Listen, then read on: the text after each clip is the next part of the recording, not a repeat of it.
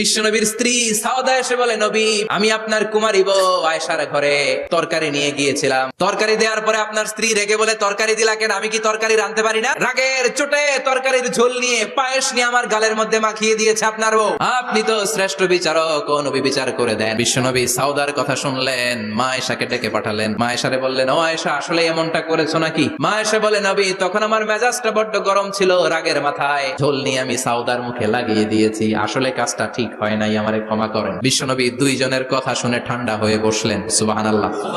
দুইজনের কথা শুনে বিশ্বনবী বললেন, আমার আদালতের রায় হচ্ছে কিসাস।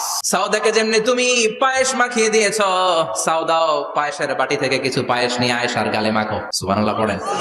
দাও বিশ্বনবীর রায় অনুযায়ী বাটি থেকে পায়েসের ঝোল নিয়ে মা আয়েশার গালের মধ্যে মেখে দিলেন। মা আয়েশা কি আর করবেন, হেসে দিলেন। সাইয়েদাতুনা সাউদাও হাসলেন, বিশ্বনবীও হাসলেন। আরশের উপর থেকে খুশি হয়ে গেল কে?